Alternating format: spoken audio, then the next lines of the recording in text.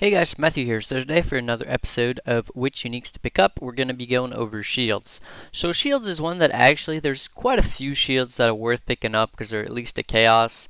That being said, I never really pick up anything that's under 2 chaos most of the time or even 3 chaos sometimes when it comes to uniques, just because if anything really is under 2 to 3 chaos, if it's like 1 chaos or like 2 alchemies, things of that nature, the markets are normally super saturated and people are just undercutting each other all the time, so it's just not really worth it. It's not really worth my stash space or my time most of the time anyways. uh, so even if there's a lot of them that are worth something, like I said, like a chaos, most of them I actually don't pick up. So anyways, obviously you want to pick up your Lycosidea. Troll Timber Spire is league specific, so you're not really going to drop those unless you're running Tempest League from Xanamod or something like that. Titusius Span, I don't pick those up. There is something going on to turn them into Lycosidea on standard with the orb of Ancient Orb or whatever from Harbinger League, but yeah, that's a whole other story. Typically, when it comes to league play, I don't actually pick those up. Red Blade Banner is another one that's league specific to Warband leagues, Warbands League, as you can see. I don't pick those up, even when they do drop. Chernobog's Pillar, I don't pick that up. That drops all the time. Tugahama's Fortress is one of those really rare shields. It used to be insanely expensive, but at this point it's not really that expensive anymore. But obviously if you get this, you want to pick it up because it's worth something. Anticipation is from Ulnathal Breach or Breach Domain, or himself, so you're not really going to get this while mapping. If you do get that though, note that it is worth something. The Surrender is the upgraded version with a blessing of Ulnathal. On's Heritage I do not pick up. Lionized Remorse is one of those shields that can be worth nothing, but that can also be worth quite a bit. Really what's going to matter is the life roll on there, as also the armor roll, but mostly the life roll. The closer you are to 180 and the higher armor roll, the more it's going to be worth it. A perfect roll can be upwards of 1 exalt, and a perfect roll with very high armor can actually be multiple exalts. So it's definitely a shield you want to pick up and identify, though. If it's anything under like 175 life, I typically just vendor it. Magma Eclipses doesn't drop. It's made from 2 pieces we're going to go over later. Crest of Perendus I don't pick up. Calton Halt I don't pick up. Calton Soul is the upgraded version. Chalice of Horror I don't pick up. Thirst for Horrors is the upgraded version with a prophecy as well. Mutwind Pennant is I believe is Warband specific. Yeah, it's Warband League specific, so you're not really going to drop them unless you're running Warbands on Xanamod or something of that nature. But either way, they're not really worth anything. That being said, if you get a very good roll on it, for both the evasion and cold resistance, they can net you a few chaos, but personally I don't pick them up.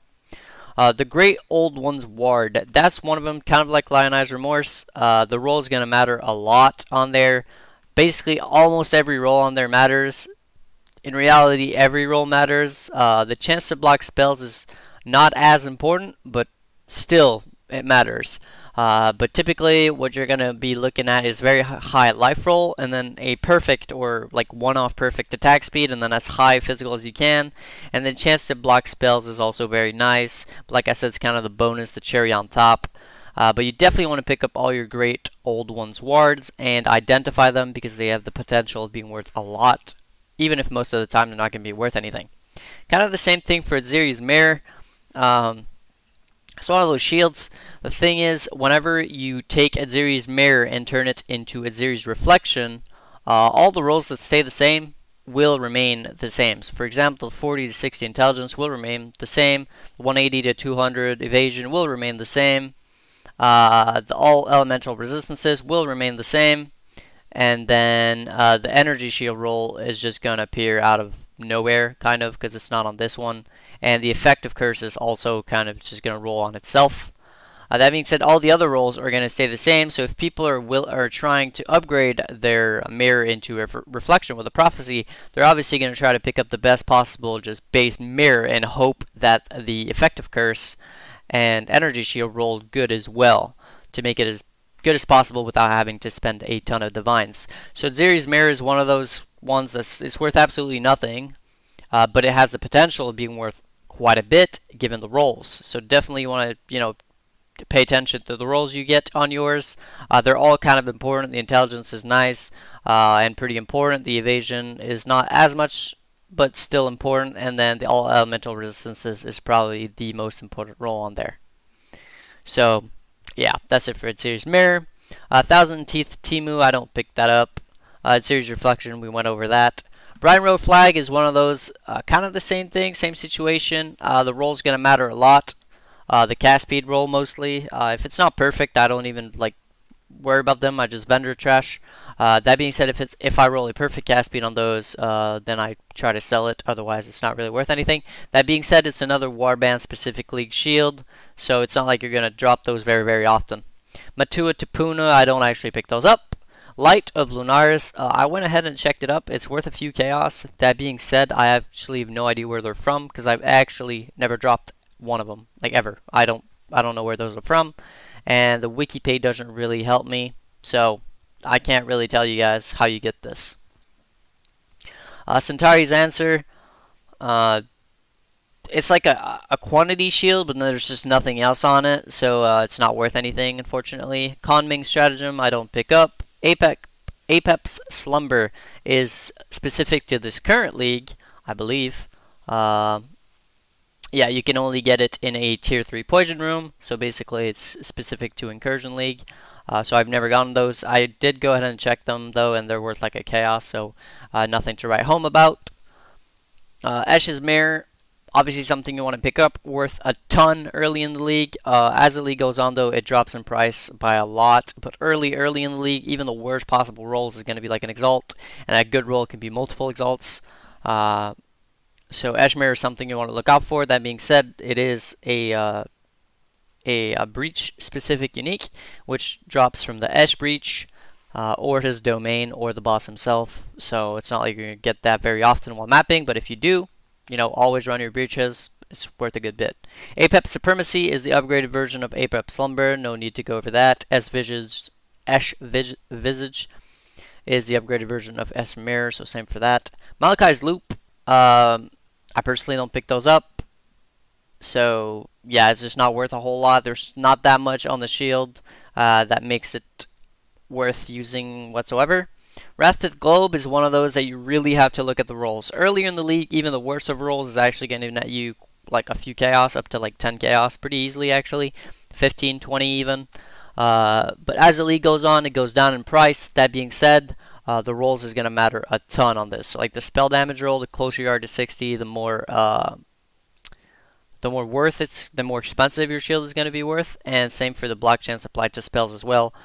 So it's definitely one you want to pick up, but price check given your rolls and not just the fact that it is this base and this unique.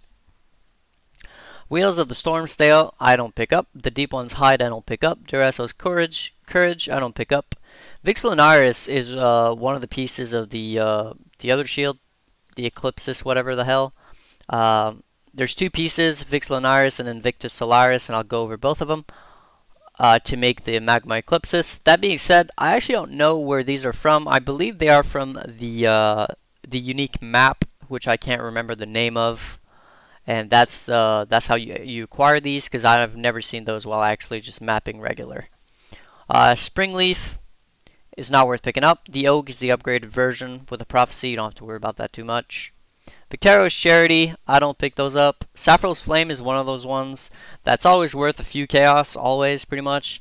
But then the roll on it, like the spell damage roll, is going to make it worth a decent bit more. Not like an insane amount, but like a perfect spell damage roll is going to be quite a bit more expensive than like a minimum roll or just a random 20-something roll. So definitely something you want to price check given the spell damage roll. Personally, if it's anything under like 26, 27, I just vendor them. Aegis Aurora, kind of the same situation, always worth a few chaos. That being said, the Wed roll, elemental damage with attack skills, will make it be worth a good bit more or less depending on the roll you have. That being said, they're worth picking up. I picked those up. Rise of Phoenix, another one that's kind of in the same situation. The roll is going to matter a lot. Every roll on there kind of matters, honestly. The life roll is pretty important for RF builds. The fire resistance roll is also a nice bonus. The life regen roll is also pretty important when it comes to RF builds, and the armor and energy shield is a nice little bonus as well. So it's one of those shields that the rolls is really going to matter. That being said, Rise of the Phoenix is always decently cheap, except like early in the league, very early in the league, especially if RF is very meta. People are going to be chasing Rise of the Phoenix super early, so they're worth something. That being said, like at this point in the league, for example, I wouldn't even pick them up to try and identify like a very well rolled one, just because it's not worth my time. Broken Faith is another one that is league specific. It's the Warband League, so you don't really have to worry about that too much. That being said, I believe it's worth a couple chaos if you drop one. Invictus Solaris is the other piece to make the Eclipsis with Vix Lunaris. That being said, you're not really going to drop this while mapping. I believe it's only from that unique map, which I honestly cannot remember the name. Prism Guardian, not really worth anything. Can be worth something like earlier in the league, honestly. That being said, I believe people are actually trying to get those to Val them. I'm not sure what people are going for in terms of implicit, but I've seen a lot of Valed ones on the on PoE.trade, so maybe there's something there that I don't know about. That being said, I honestly don't worry too much about Prism Guardian after the first few days of a league. Unshadowed Will is specific to Harbinger League. You have to get the 4 pieces to make it. There's 4 pieces to make the shield, and then you can get the finished version. Unyielding Flame is another one that I've actually never seen. I do not know where this comes from. I do know it's worth a couple chaos, so that's kind of nice. But yeah, I honestly... Oh well, there you go. It seems like when it comes to item acquisition, there's just nothing written. So someone would have to edit this page and tell us how you get this, because I honestly do not know. A Glitter Disc, I don't pick up. Maligara's Lens, I don't pick up. Zeal's Amplifier, I don't pick up. Leaper's Alms is from the Eradicator, which is an Elder Guardian. So unless you're running bosses and Elder Guardians, you're not really going to drop this, so you don't have to worry about it too much. And then Jaws of Agony, I was looking at it earlier, and I feel like given the resurgence of traps and the trap meta, it could actually be worth something, because you got some physical damage out there, and maybe some type of traps do physical and then convert into elemental, or maybe just stay physical, who knows. A good bit of trap damage, a nice good bit of life, chance to gain a power charge on throwing a trap is actually pretty good, and bear trap. So I feel like this shield actually has a lot of potential, especially if you can, like, if you valed it into a very good implicit or something, and you already had a very good roll when it comes to the trap damage mostly, and the life, but also the physical damage. I feel like this shield has a lot of potential. So it's something you probably want to pick up and identify, and if you have all the good rolls on basically all the rolls except the physical damage taken is not that important, but the trap, the physical, and the maximum life, you might just want to val them, like 3-link it and then val it, hope for a good implicit. That being said, I actually don't know. I'm just throwing it out there because I feel it makes sense. The rolls on there are pretty GG. It's all pretty useful to trap builds. And power charge on throwing a trap, I feel like, is actually very strong. So, I don't know. It's just my 2 cents, obviously. So that's going to be it for shields. We're actually almost done with the series. We basically just have the weapons left, because when it comes to flask, jewels, and maps, it's going to be pretty short-lived in terms of videos. Obviously, the weapons might take a while. But other than that, we're done with accessories. We're done with armors with this one. So hopefully you guys enjoyed this. Hopefully you learned a little something. If you did, be sure to leave a like, comment, subscribe, all that good stuff. And then you can also check out my Twitch. The link is going to be in the description. Because I will be streaming when the 1-month race starts. And I'll probably be streaming daily. Good chance I'm going to be streaming daily, honestly. For quite a few hours, honestly. So that's something you might want to be on the lookout for. See basically how I try to progress and how I rush through things and whatnot. Basically what I do when a new league comes out, or a new race or anything like that. So until then, that's going to be Matthew signing out. Probably going to be a new video on weapons starting tomorrow onwards, and until we're done basically. So hopefully you enjoyed, and I'll catch you in the next one.